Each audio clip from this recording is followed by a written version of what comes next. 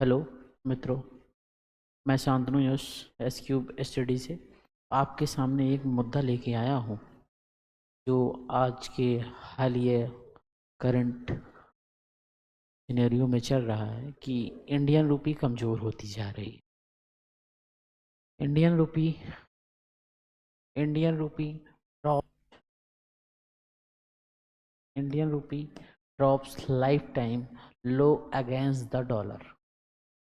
अर्थात Indian rupee जो है डॉलर के हिसाब से कम होता जा रहा है।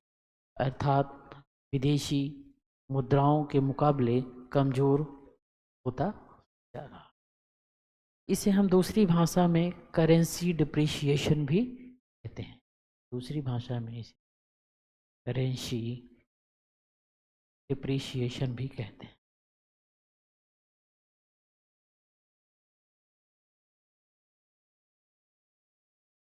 यह करेंसी डिप्रिशिएशन का जो मुद्दा है वो डॉलर के सापेक्ष लिया जाता है। और बहुत देखें कि 80 से 85 ऐसे देश हैं जो डॉलर को ज़्यादा प्रायोरिटी देते हैं।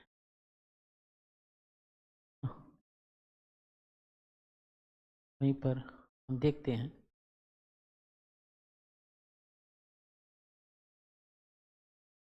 जो डॉलर को प्रायोरिटी देते हैं तो उसमें यह है what happened the recently latest news context in Indian rupee in Indian rupee sharply weakened against US dollar in recent weeks, touching new lows due to combination of global financial tightening, high crude oil prices, and persistent foreign capital outflows.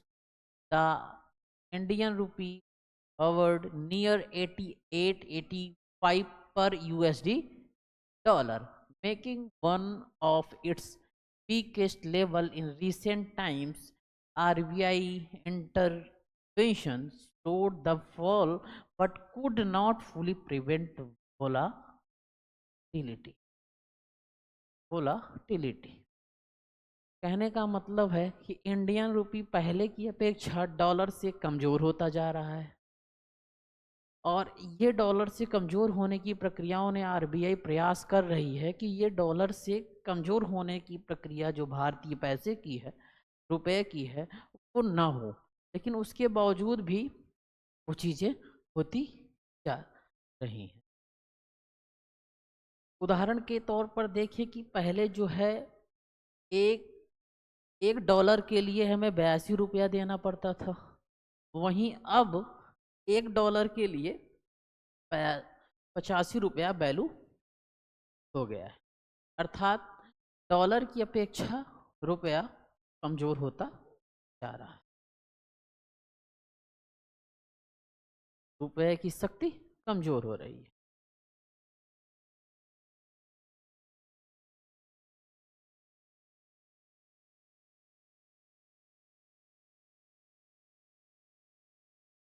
हम देखेंगे current drivers behind the fall. Fall होने के क्या reason है?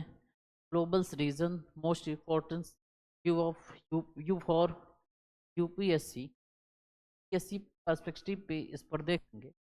US federal reserve maintained higher interest rates, dollar strengthened globally, safe haven demand for USD due to conflicts in Middle East, Ukraine, global commodity price rise, especially in crude oil, crossing $90 plus per barrel, worries a global slowdown pushing investors away from emerging markets.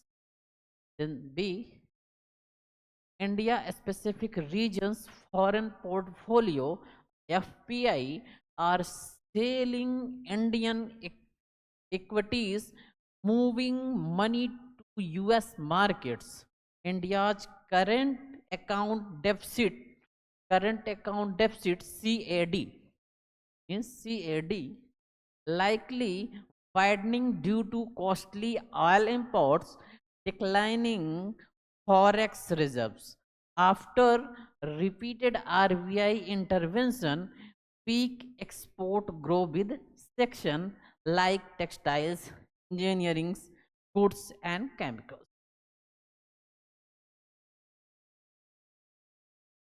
अर्थात कहने का मतलब ये है, तात्पर्य ये है, जो इंडियन रुपए गिर रहा है उनमें अगर हम उन मुद्दों को देखें तो सबसे बड़ा मुद्दा जो है गिरने में, जैसे भारत जो पैसे कमजोर की स्थिति आ रही है वो है यूएस फेडरल रिजर्व। अर्थात यूएस फेडरल रिजर्व ने अपने ब्याज दरें क्या की हैं, बढ़ा दी हैं। दूसरा वहीं देखते हैं कि कच्चे तेल, तो कच्चे तेल भारत जो है 85% कच्चे तेल क्या करता है, निर्यात करता है, आयात करता है। जब 85% कच्चे तेल आयात करता है तो भारत की निर्भरता कच्चे तेल पे है, तो कच्चे तेल की कीमतें बढ़ी। वहीं मध्य पूर्व देश रूस, यूक्रेन जैसी भू राजनीतिक तनाव भी बढ़े हुए हैं।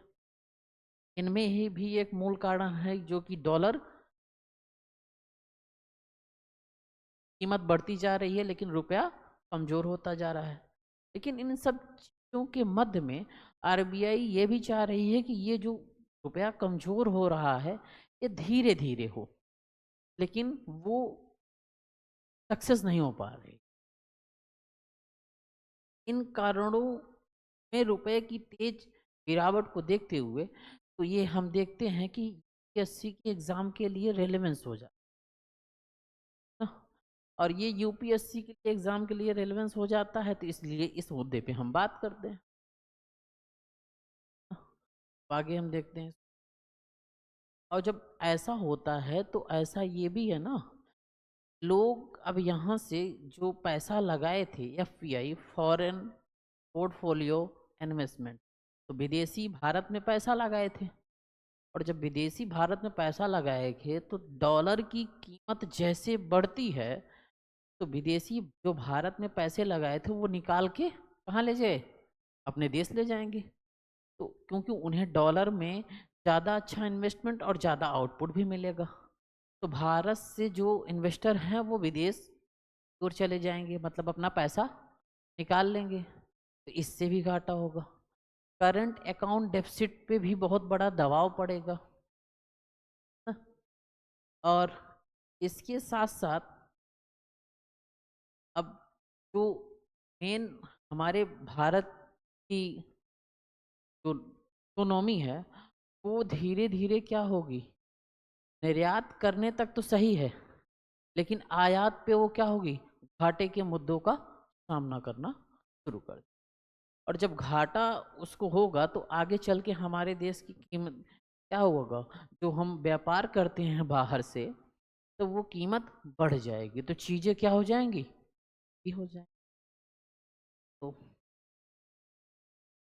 आगे देखते हैं।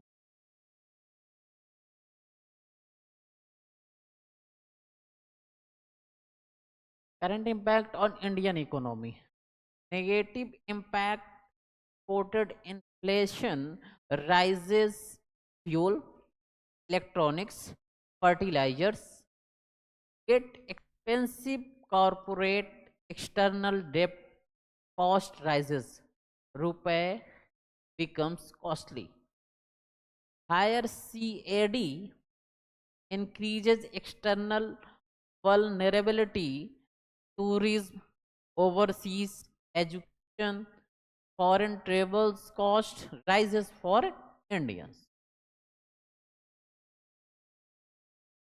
वहीं पॉजिटिव इम्पैक्ट देखें हम तो नेगेटिव इम्पैक्ट के अकॉर्डिंग हम देखते हैं कि जो पेमेंट होती है सीएडी में वो क्या होगा, बढ़ जाएगा।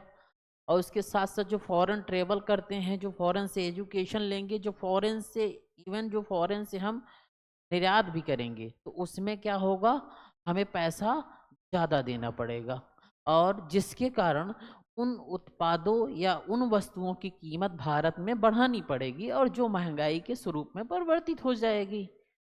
तो ये वहीं पर इसके हम कुछ पॉजिटिव एस्पेक्ट्स भी देखते हैं, सकारात्मक भी चीज़ें हैं, जैसे कि आईटी, फार्मा, टेक्सटाइल एक्सपोर्टर्स, ये बेनिफिट्स मिलेगा इनको, डॉलर के वैल्यू हायर बेनिफिट्स मिलेगा। Remittances from the NRIs increase in rupees terms. तो जो फार्मा के सेक्टर में है और जो वहाँ बाहर रह रहे हैं हमारे देश के लोग भेजेंगे, तो उस परिप्रेक्ष्य में देखें तो हमारे देश को, भारत को लाभ मिलेगा।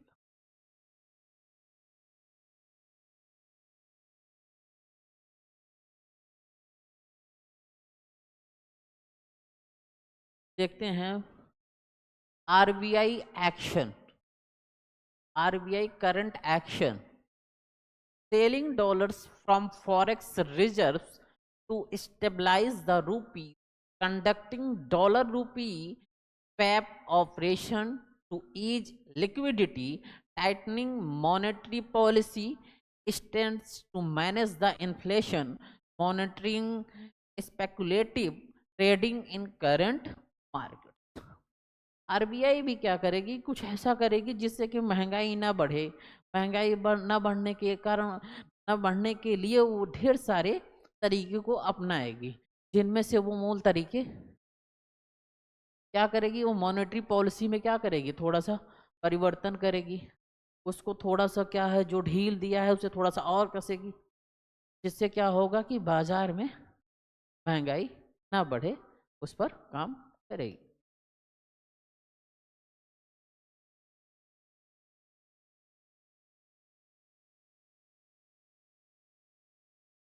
वहीं अब ये हो जाता है कि ये मैटर क्यों यूपीएससी के लिए ज़्यादा जरूरी हो जाता है। Why this matter to UPSC reflects the India's external sector vulnerability test, understanding for forex market, CAD current account deficit, BOP balance of payment, and RBI intervention, USD strength cycle, directly linked to inflation, fiscal stability, and microeconomics resilience. Frequency asked in prelims, important for microeconomics and mains relative GS paper third। External sector, external sector अगर UPSC के view से देखें तो external sector और micro economics chapter जो है mains के लिए अब जरूरी हो जाता है। यहाँ से क्या क्या जरूरी हो जाता है, current account deficit, balance of payment और forex market, inflation, physical stability, ये टॉपिक अब जरूरी हो जाते हैं, अब इनको हमें जानना होता है। ठीक, तो इनमें हम क्या जानते हैं कि आप जैसे पहले से ही पढ़े होंगे, तैयारी कर रहे होंगे, तो आपने current account deficit, current account policy के विषय में पढ़ा होगा, करंट अकाउंट डेफिसिट के विषय में पढ़ा होगा, देन बैलेंस ऑफ पेमेंट के विषय में आपने देखा होगा। तो इसके विषय में हम ये कह सकते हैं कि जो हम बाहर से उधारी पैसा लेते हैं, ठीक है, दो अकाउंट हमारे पास होते हैं, ठीक है, एक होता है कैपिटल अकाउंट, एक होता है करंट अकाउंट ना। तो उसमें थोड़ा सा ये परिवर्तन होता है, एक अकाउंट की ओर क्या करते हैं, पैसे की तुरंत देनदारी होती है, पैसा हमें तुरंत वापस करना होता है। दूसरे अकाउंट में ये होता है कि पैसा कुछ समय के पश्चात वापस करना होगा ना। तो वैसे ही हम देखते हैं ये जो केडी है, ये बीओपी शाखाएं होती हैं, और आरबीआई के इंटरवेंशन आप जानते हैं, आरबीआई क्या करती है, बैंक रेट को बढ़ाना घटाना, आरबीआई पर कैपिटा इनकम। तो आरबीआई का काम आप जब देखते हैं तो कंसोलिडेटेड फंड ऑफ इंडिया में देखते हैं, तो आरबीआई ये काम करती है कि कैसे हम पॉलिसी को टाइट रखें कि तरलता मार्केट में कम हो, कैसे पॉलिटी को, जैसे कैसे पॉलिसी को हम ऐसा रखें कि तरलता मार्केट में ज़्यादा हो जाए। तो ये दोनों टूल अपनाने का मेन मुद्दा उनका ये होता है कि बाजार में महंगाई कैसे कम की जाए और कैसे बढ़ाई जाए।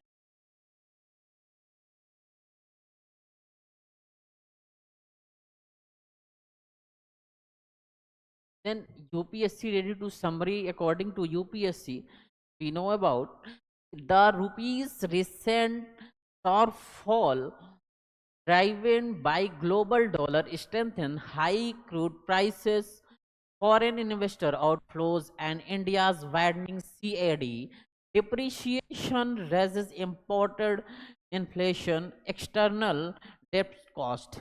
RBI intervention, government import diverse diversification aim to stabilize the currency volatility and maintain the macroeconomic stability. But RBI इसमें सक्सेस नहीं हो पा रही है।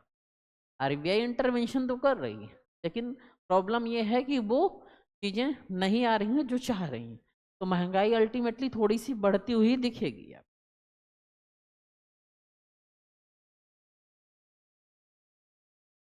अब हम देखते हैं यूपीएससी से रिलेटेड क्वेश्चन की कैसे पूछ सकते हैं। यूपीएससी क्वेश्चन कैसे पूछ सकते हैं? The recently Indian rupee hit one of its weakest levels against the US dollar, which global event in 2024-2025 was the most immediate trigger for this fall.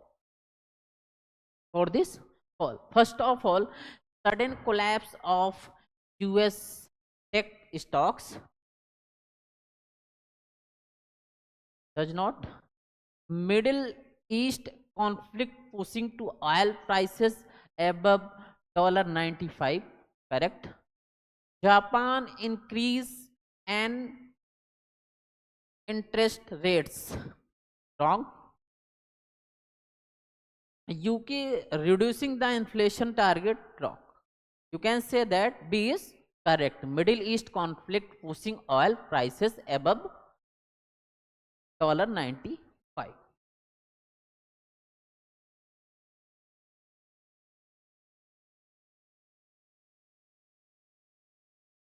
In late 2024 and early 2025, geopolitical tensions in the Middle East pushed Brent crude oil prices above $95 per barrel. Since India imports more than 85% of its oil, this created an immediate surge in dollar demand as oil importing companies rushed to buy the dollars. The rupee weakened sharply. Historically, every major rupee fall is closely linked to crude oil tax.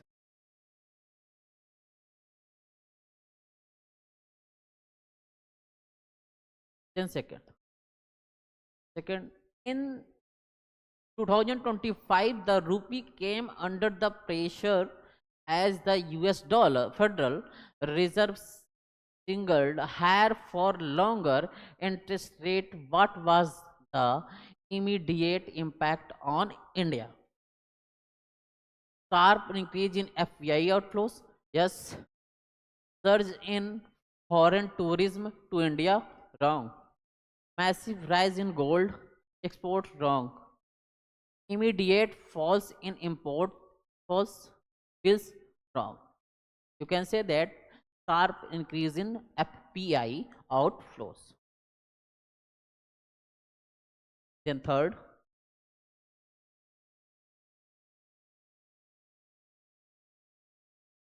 in 2024-25, the RBI frequently intervened in the currency market. What was the primary reason behind this unusual frequency?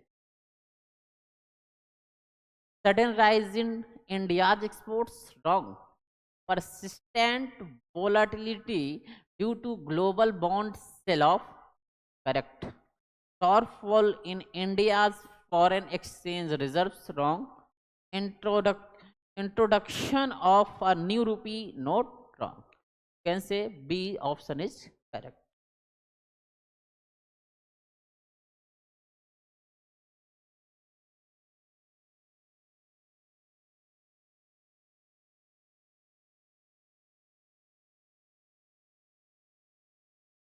Question number 4.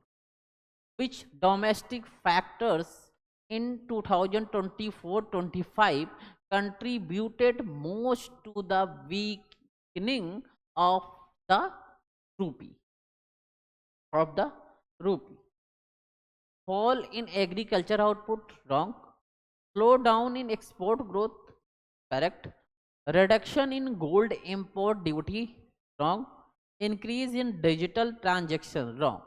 You can say that B option is correct. Slowdown in export growth.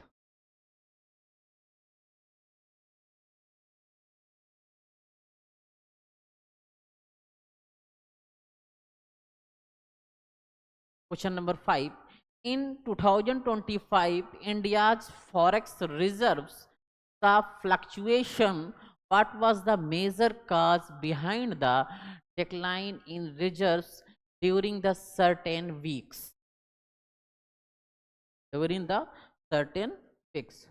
First of all, heavy RBI dollar selling to stabilize the rupee, correct. India increasing crude oil production, wrong. Large scale export of gold, wrong. Strong appreciation of rupee, wrong. Can say that heavy option of A, heavy RBI dollar selling stabilize the rupee.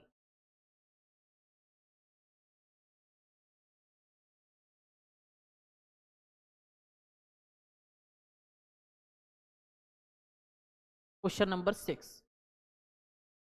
According to question number 6, in 2024-25, India's external sector came under the pressure due to rising US bond yields. What was the most direct impact of rising US yields on the Indian rupee? On the Indian rupee. India exports suddenly increase, wrong. Foreign investment pulled out the money from the India is correct. India's forex reserves doubled, wrong. Rupee became stronger, wrong. You can say that option B is correct. Foreign investors pulled out money from India.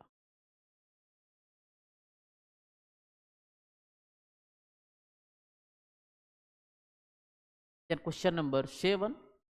Question number 7. In early 2025, the rupee weakened further due to Red Sea shipping. Due to Red Sea shipping disruption, what was the key economic reason behind this? First of all, rise in global wheat prices, wrong. Increase in India's shipping insurance cost, correct. India stopped exporting machinery, wrong. India banned crude oil imports, wrong. You can say that B option is correct. Increase in India's shipping insurance cost.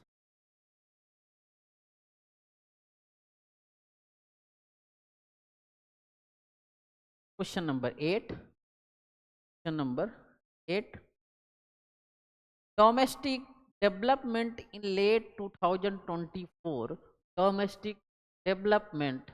Domestic development in late 2024 contributed to weakening the rupee by reducing the India's export competitiveness. Competitiveness. Significant rise in domestic inflation, correct. Record monsoon rainfall, wrong. Surge in domestic gold production, wrong. Reduction in corporate tax, wrong. You can say that option A is correct.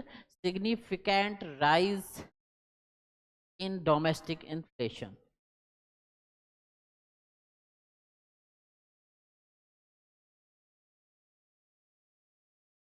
Of question number 9. In 2025, which global financial events added additional pressure on the Indian rupee? China stock market crash, correct. US dollar index reaching a multi-year high. Germany entering the recession. Saudi Arabia reducing the oil production. Option A is correct. China's stock market crash. Then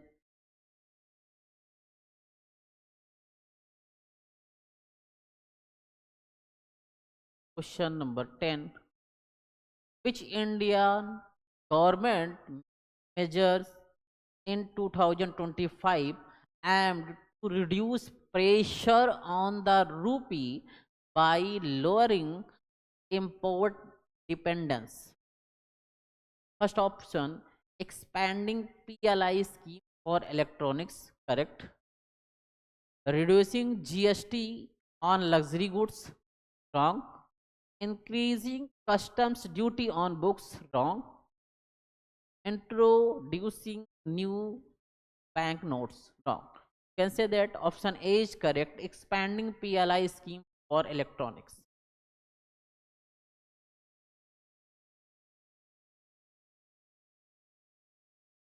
According to mains, UPSC mains examination, the recent sharp depreciation, the recent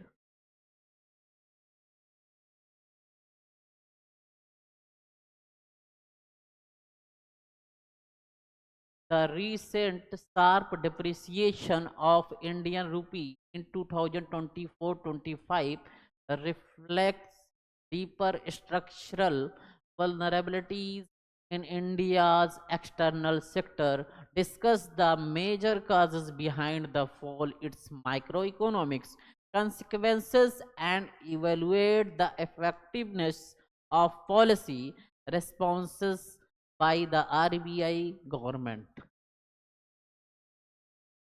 2024-25 में भारतीय रुपए की तेज गिरावट भारत के बाह्य क्षेत्र की गहरी संरचनात्मक कमजोरियों को दर्शाती है। रुपए के गिरने के प्रमुख कारणों, इसके व्यापक आर्थिक प्रभावों तथा आरबीआई और सरकार द्वारा किए गए नीति समाधानों की प्रभावशीलता का मूल्यांकन कीजिए। Thank you.